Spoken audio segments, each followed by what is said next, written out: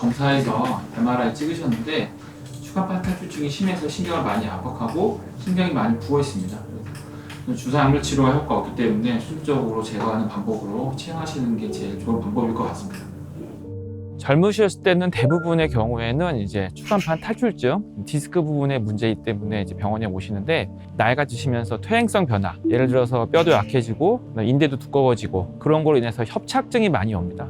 그리고 이제 특징적인 게 젊으신 분들은 하나의 문제, 한 군데 이제 그런 부분으로 이제 많이 오시는데, 나이 드시면서 단순히 하나의 문제가 아니라 여러 부분이 같이 오는 경우가 훨씬 많기 때문에 젊으신 분들보다는 나이 드신 분들이 훨씬 더 복잡하고 치료할 때 여러 가지 생각해야 될 부분들이 많이 있다고 판단이 됩니다.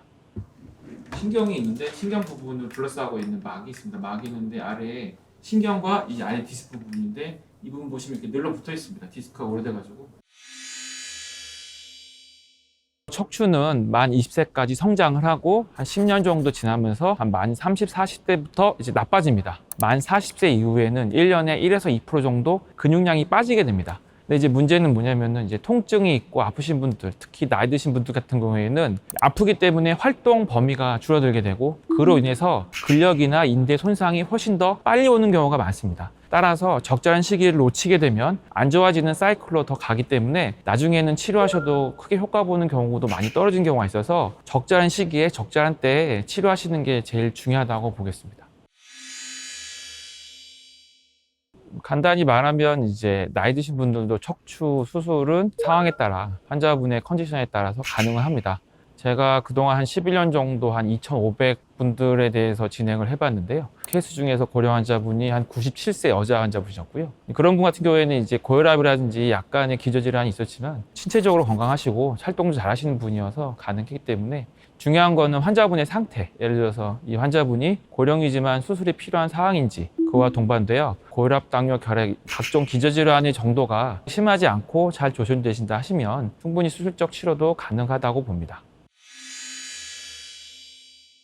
나이 드신 분들이 급성으로 이제 떨어지시거나 뭐 넘어지시거나 해서 뭐 골절이라든지 크게 사고, 외상, 낙상 이런 부분이 아니라 대부분은 서서히 진행하는 패턴이고요. 척추 질환이 가장 문제가 걷기가 힘들어집니다. 걷기가 힘들어지면 다리 힘도 빠지게 되고, 그로 인해서 내가 영위할 수 있는 활동 범위, 예를 들어서 뭐 친구를 만난다거나 장을 본다거나 어디 여행 간다거나 하는 이제 그러한 생활적인 부분이 점점 축소되어 전반적으로 이제 삶의 질이 많이 떨어지게 됩니다. 이런 경우에 있어서는 환자분한테 충분히 좀 더 유리할 수 있겠다 판단이 되면 적극적으로 수술을 권해드리고, 만약에 그렇지 않다면은 수술 외에 다른 방법으로 치료하는 것을 권해드립니다.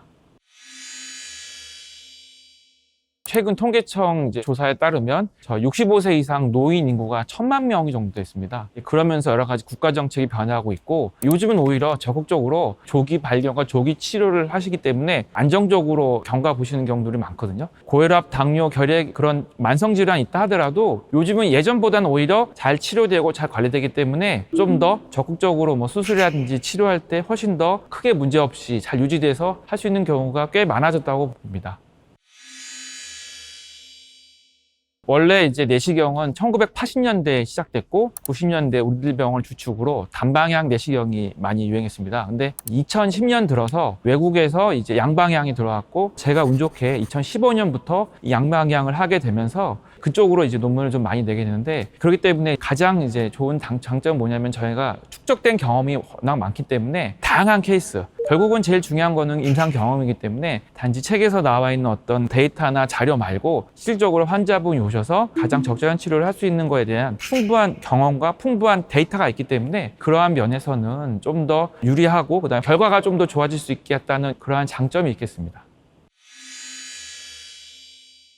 최근에 들어 뭐 감염으로 인해서 비극적으로 사망하신 뭐 케이스도 나오고 하는데, 저희는 최근에 이제 인증 4주기를 이제 통과했습니다. 인증이라는 거는 국가에서 인정해줘서 적절한 수준의 적절한 관리를 하고 있다는 그런 의미로서 감염이나 수술방 환경, 그리고 이제 병동에 대한 관리를 철저히 하고 있고 이를 예방하기 위해 노력하고 있습니다. 그러한 부분에 대해서는 크게 걱정 안 하셔도 될 것 같고요. 앞으로도 조금 더 발전할 수 있도록 노력하는 그러한 자세를 유지하겠습니다.